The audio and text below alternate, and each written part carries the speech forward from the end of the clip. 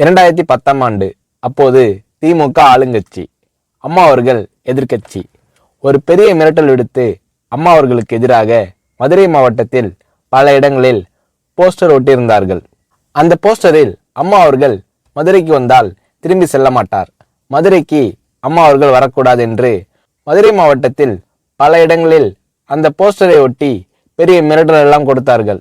அதேபோல் ஜெயா டிவிக்கும் மிரட்டல் தொலைபேசிகள், மிரட்டல் கடிதங்கள் வந்து கொண்டிருந்தது. ஜெயா டிவியின் செய்தி பிரிவினர் இந்த மிரட்டல்களை பற்றியெல்லாம் தியாகத்தலைவி சின்னம்மா அவர்களிடம் சொல்லி அம்மா அவர்களின் கவனத்திற்கு கொண்டு சென்றார்கள்.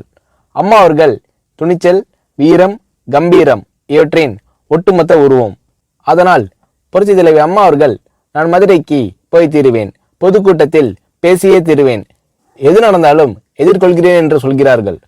ஒரு கட்டத்தில் ஜெயா டிவிக்கு மிரட்டல் எப்படி வருகிறது என்றால், ஜெயா டிவியின் அலுவலகத்தை வெடிகுண்டு வைத்து தகர்ப்போம், அம்மா அவர்கள் மதுரைக்கு வந்தால் ஜெயா டிவியை ஒழிப்போம், இப்படியெல்லாம் நிறைய மிரட்டல்கள் தொலைபேசியின் வாயிலாகவும் கடிதத்தின் வாயிலாகவும் வந்து கொண்டிருக்கிறது.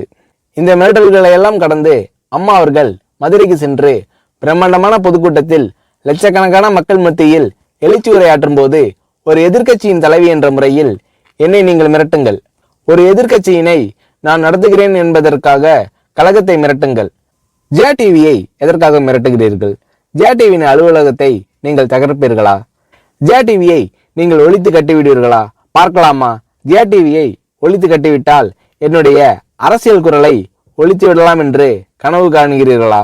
ஜெயா டிவி என் உயிருக்கும் மேலானது, நான் என்னுடைய உயிரை விட அதிகமாக நேசிப்பது, என்னுடைய அரசியல் கரமாக நான் போற்றி புகழ்வது, அதன் மேல் நீங்கள் கை வைப்பீர்களா, பார்க்கலாமா என்று எழுச்சி உரையாற்றினார் புரட்சி தலைவி அம்மா அவர்கள். இப்படியெல்லாம் அம்மா அவர்களின் அன்புக்கும் மரியாதைக்கும் பாத்திரமாக ஜெயா டிவி இருந்தது.